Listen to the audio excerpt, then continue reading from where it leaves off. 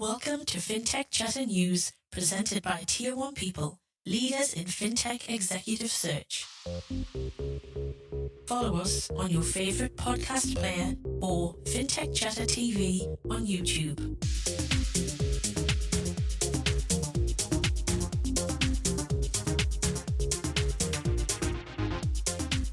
Welcome to Fintech Chatter News, brought to you by Patona, the #1 platform to hire, manage, and pay teams. After a bit of an absence, we're back and we got a new format for you, and I've got a new co-host. I'm Dexter Cousins. I'm your host, Simon Lee from Patona. Well, we're going to be making this a regular thing, Simon, and I think every month you'll be joining me to talk about the latest developments in the fintech ecosystem here down under.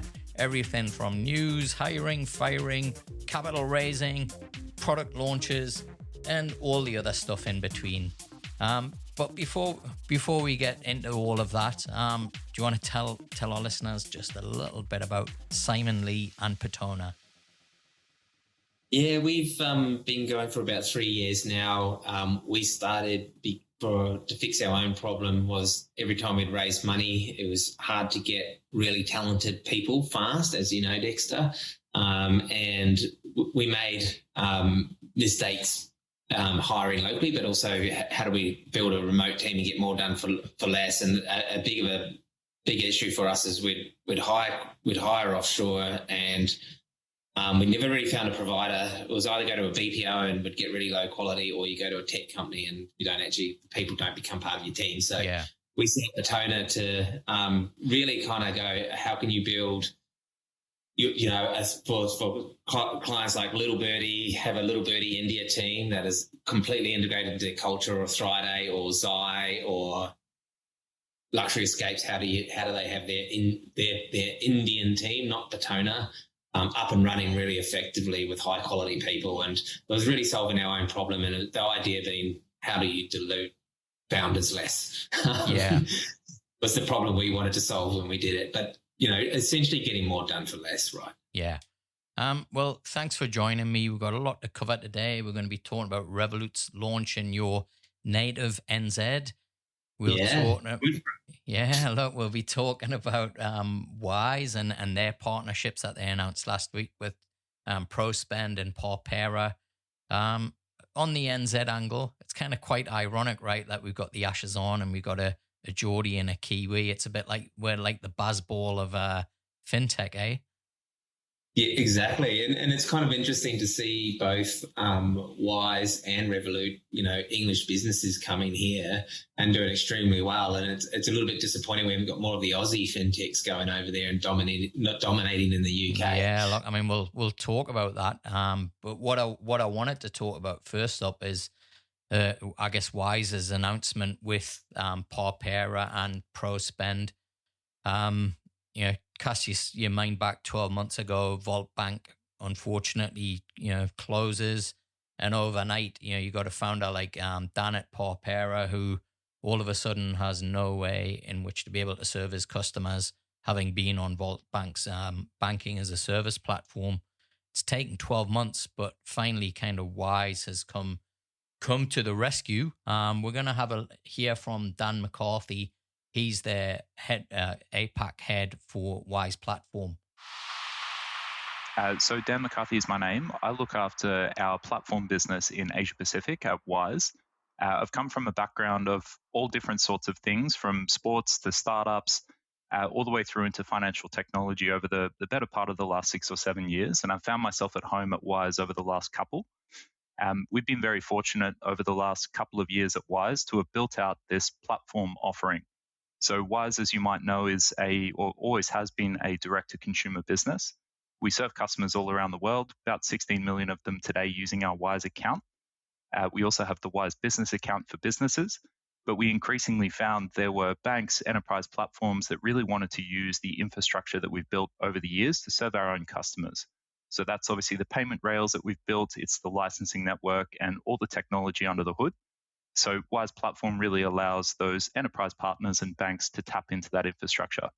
So it was a great fit for me, a perfect blend of finance and technology, and getting to work with a lot of the more premier partners throughout Asia Pacific, In terms of good news, close to home here in Australia, we've just announced the launch of 2 new partners who are using new solutions from our infrastructure. So those 2 partners are Prospend and Parpera. We announced them on Thursday, the 29th of June. And from all accounts, they're now live, running smoothly and well, which is always good news for us and them. But we're very excited about what this might bring to us at Wise and Wise platform in the foreseeable future as well. What's been so far the kind of reaction that you've had from the market here in Oz? When we're working with a partner, or whether it's a bank or enterprise platform, we're always looking for a pain point. There was the obvious one with Parpera, given that they were released from their pre-existing arrangement with Vault Bank in, I think it was around July of last year. Unfortunate circumstances. The timing was reasonably good for us. So at Wise, today on the Wise platform portfolio, we have around 65 partners who have integrated with us over the last few years globally. But we'd always been looking to expand our solutions. So our direct customers at Wise today use us for transfers, but they use us for multi-currency accounts and cards as well to spend those funds in multiple currencies, which really was the suite of products that Vault Bank was previously giving to Parpera. So we'd had a lot of demand from the market for these kinds of solutions for a decent length of time, probably the prior couple of years to us trying it out for the first time. But ultimately, we needed to choose the right sort of partner that could work with us in that capacity. When you're working with new solutions, there's quite a few unknowns that go into the integration of those solutions. And so Parpera was an excellent fit in that respect. They had previously integrated to other FIs, being Vault Bank, Railsr, and had quite a bit of technical competency. They also had the willingness to work with us. Quite a lightweight and agile team, but wanted to take it the full way and really recognize the value that they could help us to craft the solutions that would be a perfect fit for their platform. So it was no easy task. It did take us a couple of quarters back to back to really get the product to a stage where we were both mutually happy with it. But the initial reception has been fantastic. Customers have been adopting, customers have been using, and I think all of the same feedback that we see through our Wise account, through our own direct customers, we're equally starting to see through Parpera and Prospend's customers as well. There's a lot of businesses out there that I think would be looking for a partnership like this. What is it that you're looking for in a partner, Dan, and kind of which types of fintech startups do you think would be the ideal type of partner for the Wise platform? Our focus and really our bread and butter is on cross-border money movement. So we're really looking to work with partners who not only have an interest, but have a genuine opportunity either to become more efficient in the way that they do that FX today or to expand into FX. We'd identified that with both of Parpera and Prospend. And I think how we're looking at the pipeline which will follow for these and other solutions is really centered around that. So a partner who has improvements to make to the way that they do FX today or has an ambition to expand into cross-border. And ideally, we would be solving for a pain point. There's a lot of businesses that are often likened to Wise. I'd probably describe a lot of these businesses as closer to remittance businesses. Of course, remittance is a part of what we do, but definitely not all of it. Our real value is in our technology and our infrastructure, which we've built to serve customers, our own direct customers, and now customers of our partners as well. So what that means is we like to work with partners who see that value in us, where they can see that we're going to be able to solve not only their immediate problem, but plenty of problems into the future as well. Where can people find out more or reach out to you if they're interested in finding out more about the platform? We do have a landing page, which is platform.wise.com. We've also got quite a bit of news and publications coming out from the Wise main page. In the news section, there'll be quite a few of the recent partnership launches that we've had all across Asia Pacific, so not just Australia, which might give you a good flavor of some of the different problems that we're solving for banks and enterprise partners. And then, of course, directly, I'm always contactable via LinkedIn. You're always welcome to connect with me there and chat further. So really interesting there that we've got, as you mentioned before, Simon, a UK business that's kind of come to the rescue almost for the Aussie Fintech ecosystem. What's your kind of, I guess, sense, first of all, as to, why we're kind of struggling, and it's taken a UK business to do this? Yeah, I think for any if you look at the size of the Australian market, I think I heard someone say it the other day, it's 0.2% of the global economy. It's just tiny. Yeah. We've still got the problem of getting enough capital to really be able to go global properly.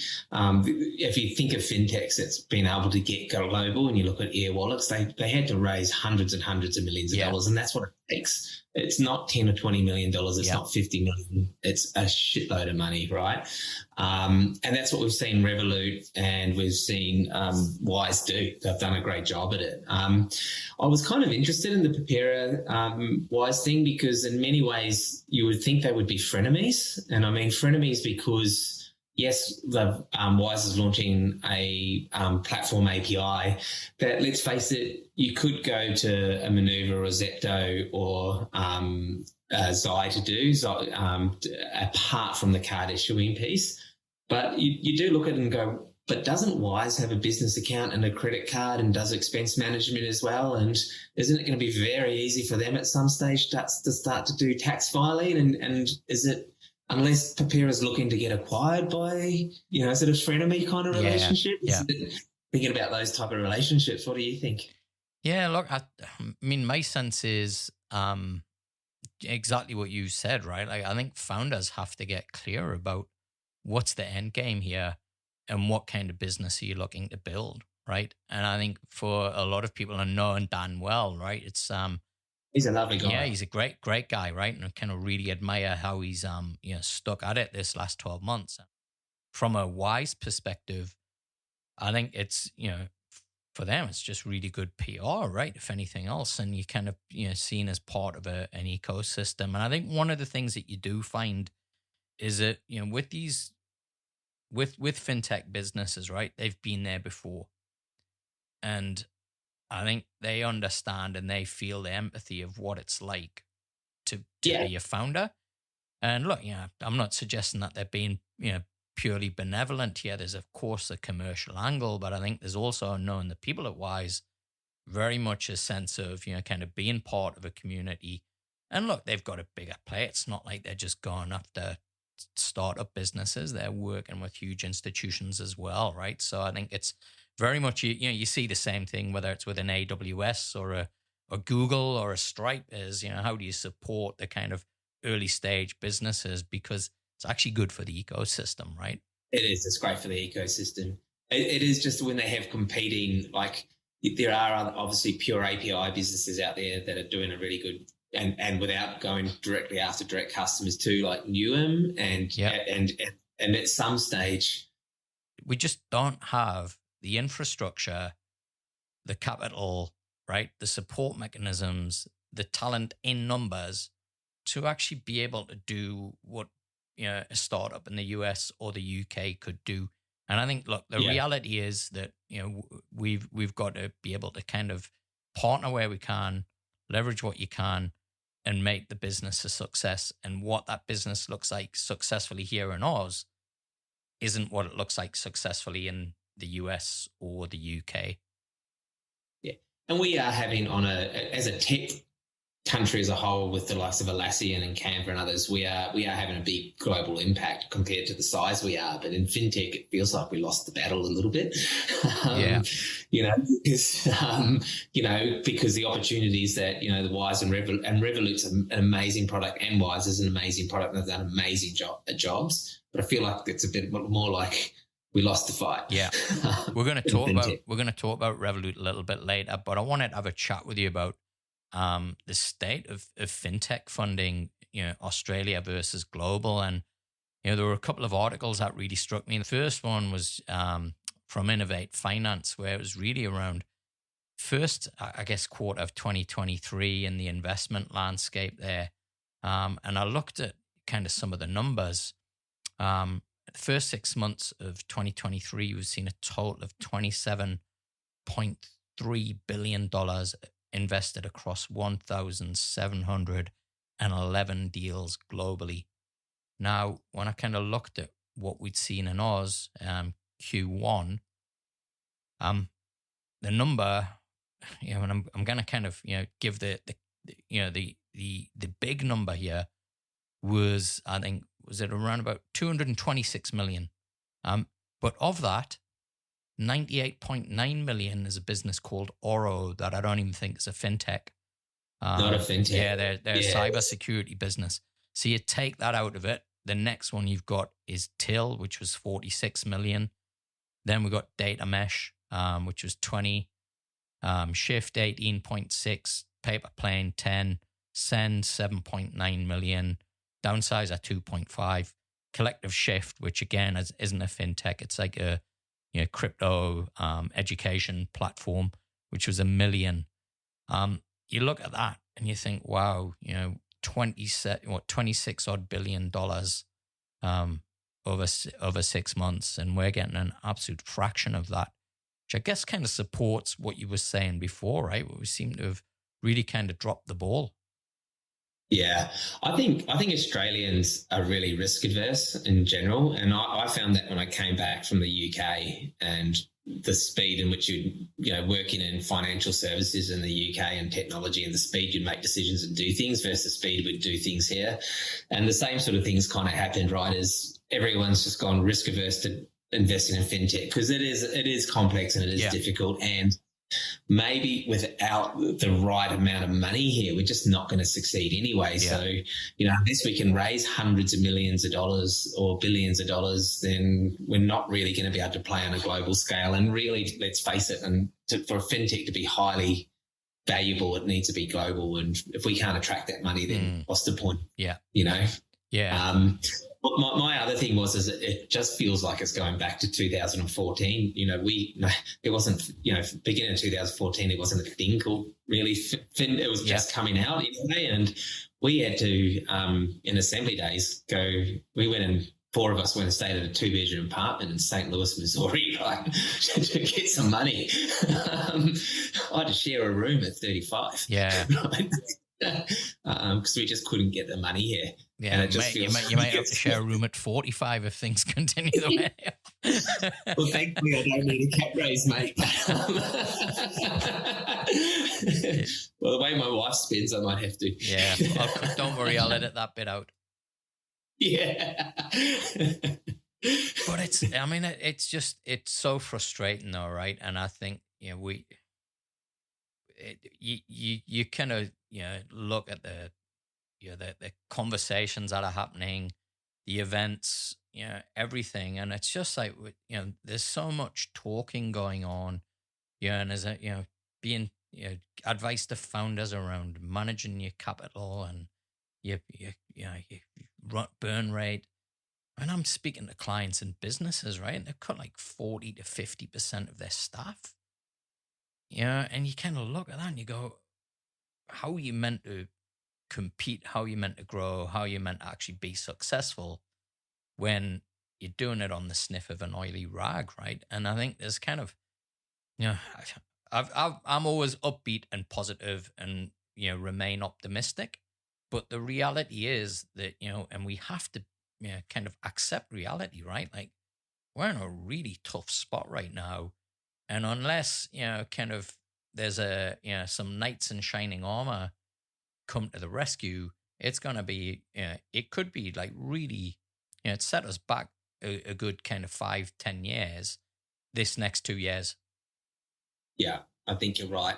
I do think there is also sometimes when you raise a large amount of money, there is a certain amount of wastage because you might hire, you might hire too fast and too quickly.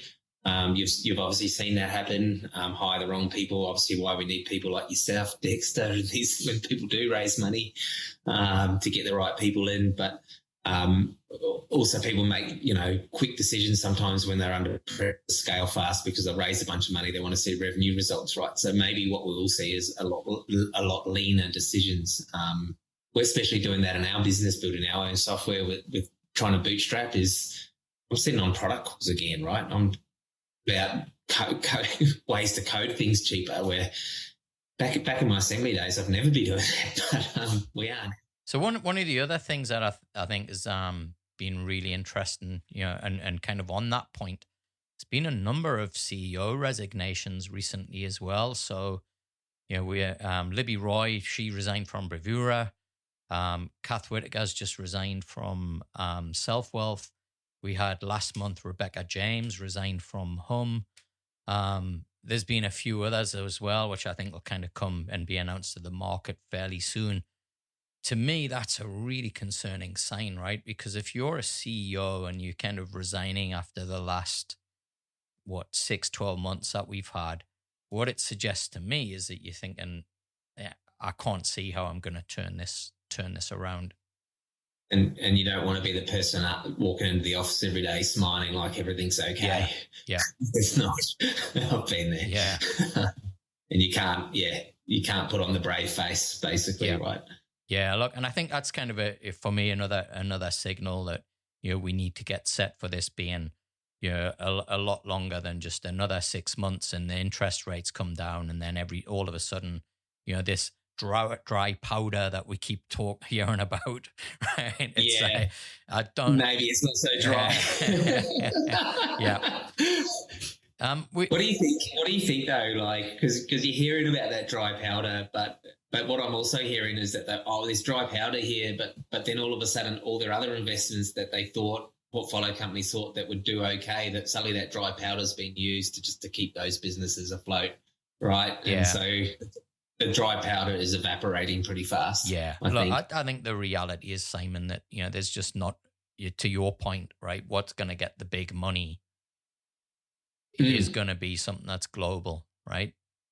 There's a few things that I'm seeing that I think have the potential to go global, but they're going to need a significant amount of money to do that. Yeah.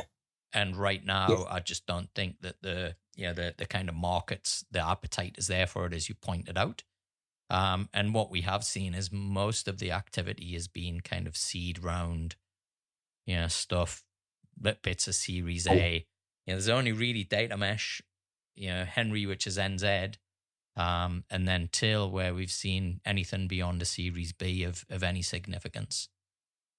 Yeah, we've just started working with Data Mesh actually, and it's really interesting to see what they're doing and the way they're solving payment issues with a kind of a new lens on, the word data over actually doing a lot of the payment infrastructure, really kind of being that data layer for payments. It's really cool to see that they've not just signed local banks, but they've also, got Deutsche Bank and over in Europe too. So I think that's going to be a good success story. Yeah. Now, speaking of going global, I caught up with Revolut last week, and we were talking about their NZ launch.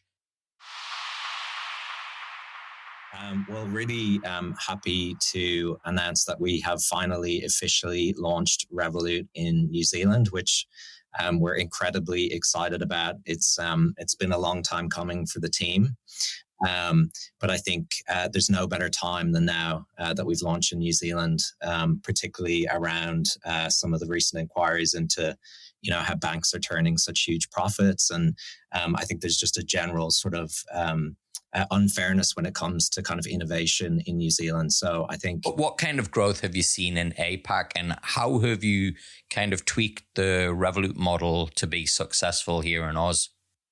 We definitely did see, looking at Australia over kind of the entire sort of COVID period and beyond, we saw some pretty big changes in terms of consumer behavior on our side.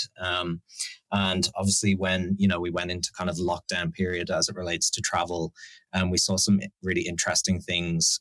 For example, increase in activity and engagement across other product offerings that we have. For example, we saw a big spike in crypto and trading. So it was really interesting to kind of see that behavior change over the entire sort of COVID period and beyond.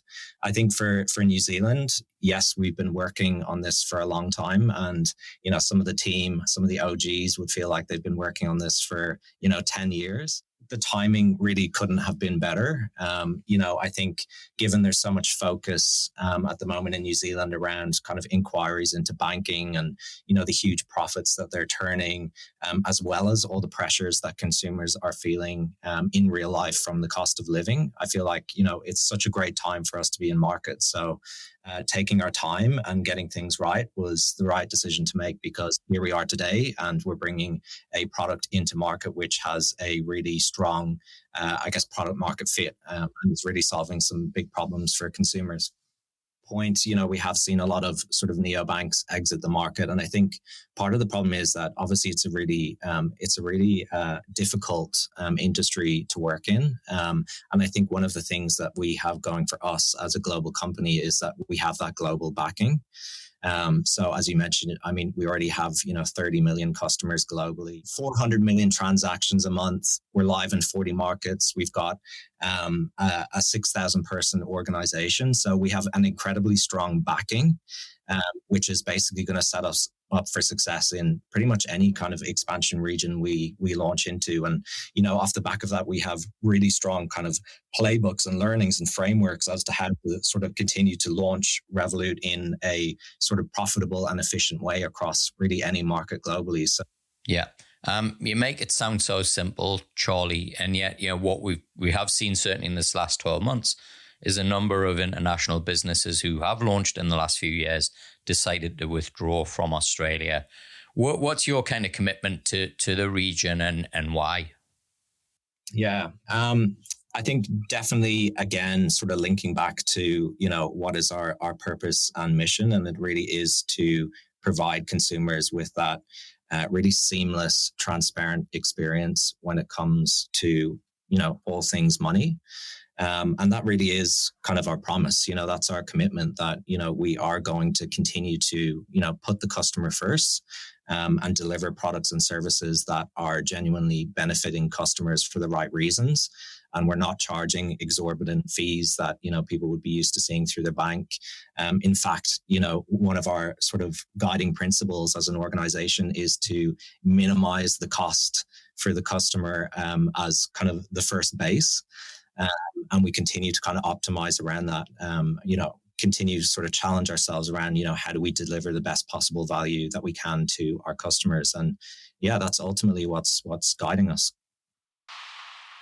It's been a long time in coming, but look, what I'm really impressed with by Revolut is I think when, there was talk of them entering the market, which was 2018 here in Oz, as part of that kind of neobank craze, a lot of people questioned the model, whether they'd be successful.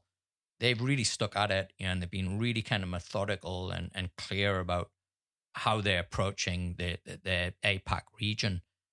What's your kind of thoughts on Revolut, and is that the kind of blueprint for others to follow if they're going to go and ever create a business of that size, which now 30 million customers, right? It's insane, isn't it? It's really impressive. And you can almost put, Wise and Revolut side by side as two slightly, different business models, but great success stories. And I heard that on there that you've got your kids using Revolut as well. I then hearing that had a look at it. I use Spriggy for my kids, but it's that has the $1,000 limit. Yeah, well, that's why we got Revolut, because we've always been really loyal Spriggy users and still are, right? And kind of big fans of the product, big fans of Alex and the team as well. But that $1,000 limit was, we were, the kids were capping out, and plus, they're kind of, my mum sends the kids money regularly to go and do something. She just sent them 20 quid each, actually, yesterday. It's fantastic. It was really interesting to see how diverse and big Revolut's got. That it's actually doing. It's got a kids version with parental controls there, and no wonder they got 30 million users. The countries they're going to, and the fact that I'm assuming your mother's in England still, right? So look, all my family uses it. Kind of sends money across. And she would send it and probably got there within the hour, I imagine, too. The hour takes like 30 seconds, right? Like it's amazing, right? And this is the big thing. She wouldn't be able to send 20 quid because you'd lose most of it in fees, right? Yeah. So now she can send it. They actually get the 20 quid, and whatever it is converted into Aussie, and it's there within 30 seconds. So she can do cool stuff like, or just get the kids an ice cream. And it's What do you think the future is then? Because is Revolut now too big for a bank to acquire? Probably is, right? Uh, Couldn't JP Morgan acquire that? Yeah. No, I mean, we've got, what, 30 million customers, 6,000 staff. Yeah. Potentially, right? But it's kind of that what they want, right? Like, I'm just not sure that's the end game for them. Innovating faster than any bank can. Are they the next mega bank? Oh, look, if you kind of, what's been consistent in my conversations with them over the last, 5 years, is they've always seen themselves as the Amazon of financial services. Yeah. Right. And they've got that rigor, discipline, cadence around product, and they execute, right? And so it's one of the things I've been really impressed by, is that they've taken this, as I mentioned, this methodical, clear path to what does success in APAC look like, and the commitment that they've shown, right? Because we've seen a number of businesses leave Australia, UK, or international businesses leave Australia in the last 12 months. Because you do have to dedicate a number of years. And ING's perfect example, right? They were here for, I think, 15 years and they got 300,000 customers, right? And then in year 17, they had 500,000 customers. Yeah. So Revolut's got that 300,000 point now here in Oz within 2-3 years. It's functionality, right? People want that kind of, and it's actually it is an interesting thing to kind of see, because I don't think there's any harder business model to scale than fintech. Yeah. Right. Because if you just Patona, for example, I can take on any customer in the world and no problem. Right? Yeah. I just need to put salespeople on the ground. It's if you want to launch into the country, or you want to launch into here, like. For just the regulation and the number of people you need on bums on seats, you need to be able to do it, right? And especially things like Wise are doing with the added licensing they're doing, you need millions and tens of millions of dollars to launch here properly and to get to that customer base. So it's amazing what they've done. 30 million customers, geez, like that's more than the population of Australia. Yeah, it's amazing, Amazing. Now, mate, as I mentioned in the intro, you're a Kiwi, I'm a Geordie, and here we are presenting an Aussie Fintech podcast. So I thought what we should do is we'll have a little bit of a monthly quiz. Every month we'll have a little bit of a quiz. For the first one, so what we should do is test our command of the Aussie language. So I've got some Aussieisms, multiple choice, so we'll see which one's which. So first one, I think you'll probably get this one. What does two-pot screamer mean? A skilled surfer. B, a lightweight drinker. C, an annoying person. I think that's Dexter. And D, a nickname for a fast speedboat. It's definitely B, mate. Well, and it's definitely B. That's what I would be going for. But listeners, you can send us your answers. Just connect with me or Simon on LinkedIn and let us know what you think. Here. I'm 6 weeks. I'm 6 weeks no booze, so I'm probably a two-pot screamer. There you are, mate. You were definitely a two-pot screamer at the Finnies. Yeah, oh, man. The problem was I had about 3 pints before I got there. Yeah, the time I saw you, three shots, 2 shots screamer.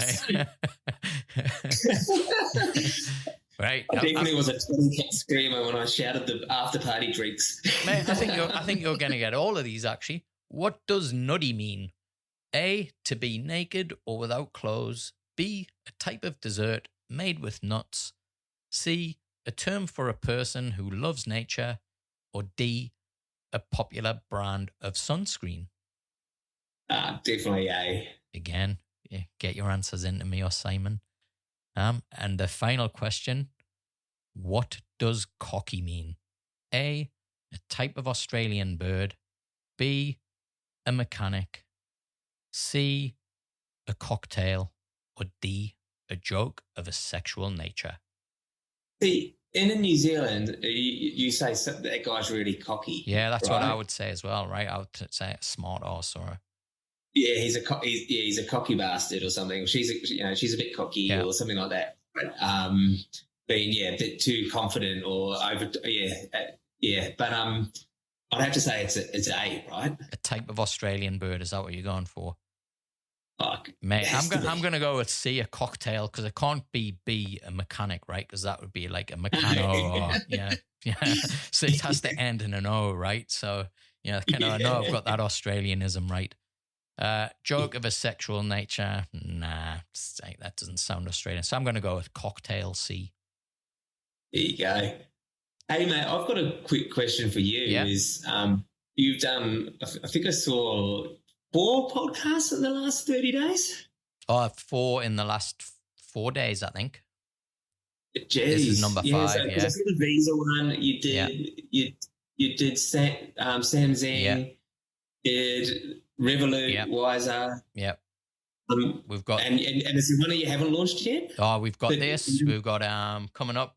James Foster from EasyPay is going to be joining me. That's a really cool one, actually, because James was last on the show 2 years ago, and I brought James on specifically because at the time it was like the height of the frothiness of the market, and EasyPay is like a business that was started last century, which is solving a problem, bootstrapped, profitable, right, and just like a really solid approach to, and they're actually growing, I think 50% year on year since COVID, right?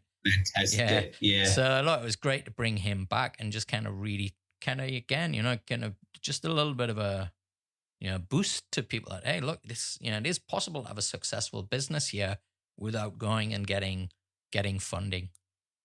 Yeah, they did, and I think they probably launched in the time when you could, and the payment fees at the time when they did launch were high enough that you could bootstrap a business, and it's almost like a curse that you can, like, that if everyone's raising huge amounts of money, especially overseas, it actually destroys that opportunity to build a business like EasyPay, because all they do is everyone drops their payment fees, right? And because they got loads of investment capital, but the time they did it, it wasn't happening. There wasn't huge payment companies coming in for overseas with large amounts of capital. So it gave them a bit of a moat in terms of that not happening and the capital not there, that they could build a business like that. Because they would have bootstrapped, because they couldn't raise money, they probably got a really lean ethos from day one too. Yeah, that's absolutely it, right? And the other thing that's really impressed me is they're in, I think, 9 countries across Asia Pacific. As you know, it's really, really tough to crack APAC, right? And they seem to be doing a really good job of it.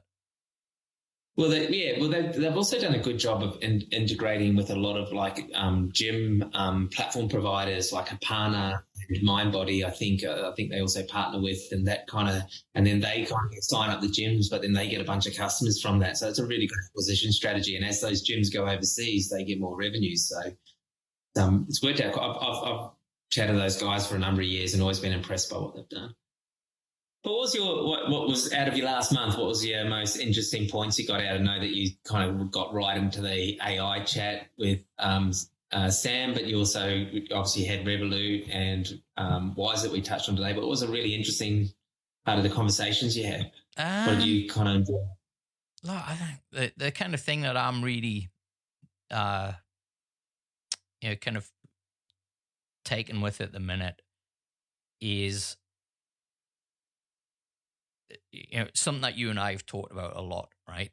It's like the tools are there for you to be able to build a business without going and chasing capital.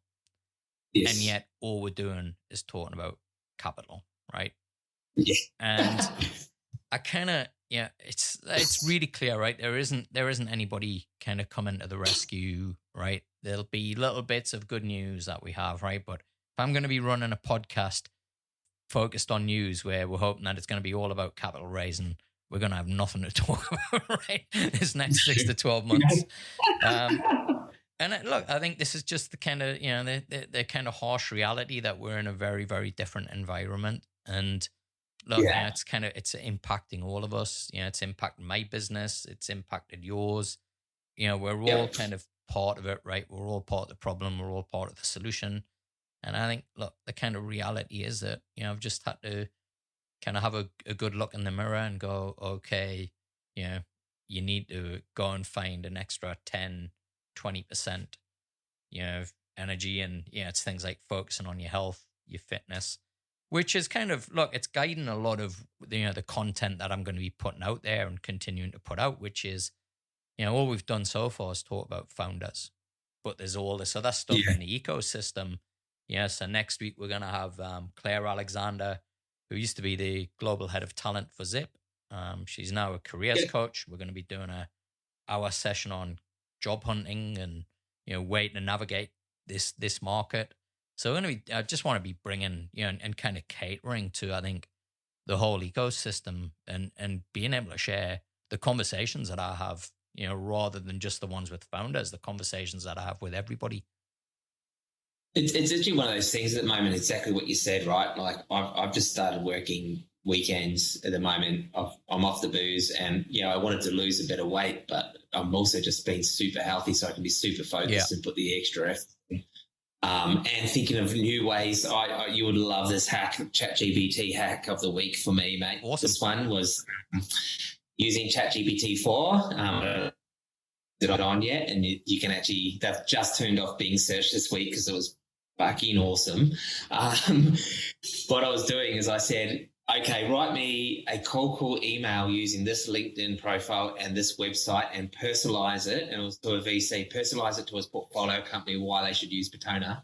And it went off and did it, and it referenced all their portfolio companies. It talked about his employment history and where he's gone and what's interesting about what he's done. And it went and talked about why his portfolio companies, specifically based on the type of companies and what they do, should use them. And it was great. And it wrote it. And then I asked ChatGPT to write me a script that would query an Excel file with that information in it, and then go off and run that script and then email 350 investors that I have.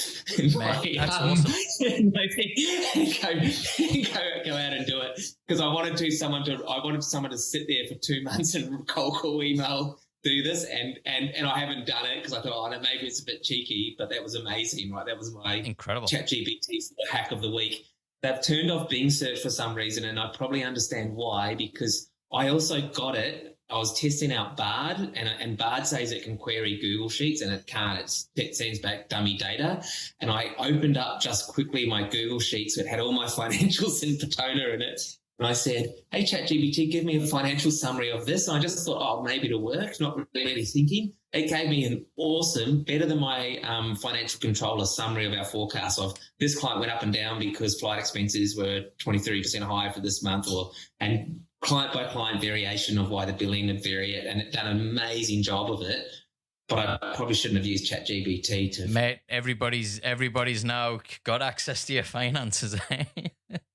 So ChatGPT actually turned it off because I think everyone got a bit excited. They've turned off Bing search, unfortunately. So I can't wait till that comes back on. Awesome. Because it is absolutely, it is ChatGPT 3.5 is great, but ChatGPT 4 with that is amazing. Incredible. Well, here's something funny for you. So what I am getting probably about 3 or 4 times a day now are emails from recruitment firms sending me candidates to hire. fintech candidates and blockchain candidates. With the opening line being, I've done some research on your business and think these candidates would be the perfect fit. Yeah, but they're just spamming. Oh, mate, it's awful. It's awful. Yeah. And what I've got the same thing of I've got 4 companies going, hey, hire some remote devs from us a day, emailing me, and I'm like, have you looked at what I do? Yeah. Well, Simon, it's been fantastic to catch up. Looking forward to doing this again next month. Where can people catch you, and what's the best way for them to follow you? Mate, be yourself. Obviously, we're partners and we do work together. So if anyone reach out to you and talk to you, or hit me up on LinkedIn. Dexter, it's always a pleasure to chat with you. I think in terms of the knowledge across the fintech community, like I talk to many people in fintech, and it's just, I think maybe because you talk to so many people, you've really got a really great grasp on what's happening. So love listening to your podcast. So well, mate, I couldn't think of a better co-pilot to have for my news show. It used to be my wife, so she was obviously the best, but the next best thing was you. Yeah, there you go. I'll put this on for you, mate. Well, on that, we'll leave this month's show. As always, folks, you can connect with me on LinkedIn and Twitter, If you're coming back, thanks for your support. And if you are new to the show, make sure you give us a follow and on your favorite podcast player. And you can also check out our YouTube channel, Fintech Chatter TV, where I've got some other interviews on there. Until the next episode, keep well